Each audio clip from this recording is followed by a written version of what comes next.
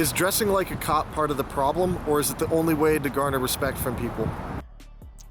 Is dressing like a cop part of the problem in terms of how people view security guards? Or is that the only way to gain respect? Is that the question?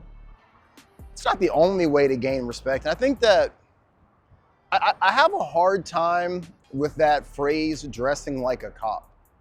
Because if you're wearing a protective vest, or you're wearing a molly carrier, or you're wearing BDU pants, or any of the tactical gear that you're wearing, it's not that you're trying to look like a cop. You're wearing it because that's the requirement for your job.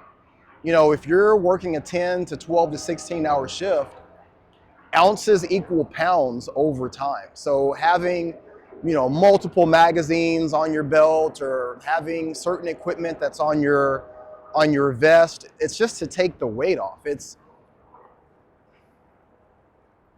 It's just more of the industry standard based on what it is that we're being asked to do. And I think that most people don't really give private security the credit that we're being asked to do a lot more police type activities than we've ever been asked to do before.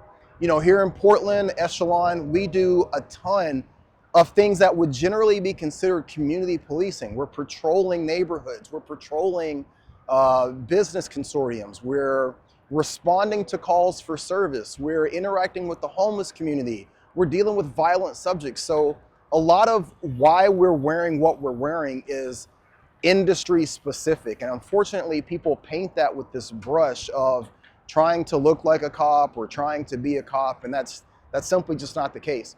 If a nurse or an orderly or someone working in a hospital setting was wearing a set of scrubs, nobody would say, you're trying to look like a doctor. It's like, no, I'm wearing the required uniform for the environment that I'm in. I do think that, like anything else, you can go too far overboard on either side of the equation. Are there security guards that wear too much equipment that they don't need? Absolutely.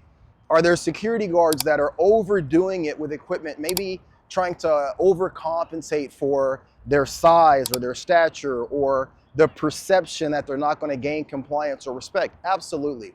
But in general, that's just not the case. We're dressing for the job and for the conditions of the industry that are presented to us. Again, for whatever reason, there's just this negative stigma around private security. And unfortunately, the people who are out in the world, out in the community, they play into this. And so almost anything that they see, they have a negative, visceral reaction.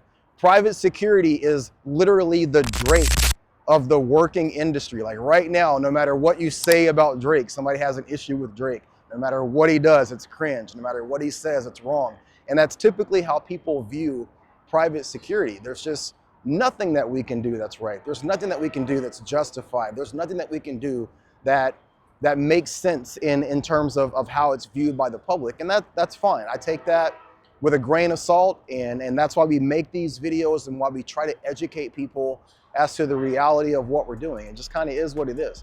But again, I say all of that understanding that there are people in the security industry that way go overboard with the gear that they're wearing, the things that they have, and that plays into that stereotype. So it's not just you guys, it's also incumbent on us to try and change that as well. But what do you guys think? That's my thought. Share your comments below.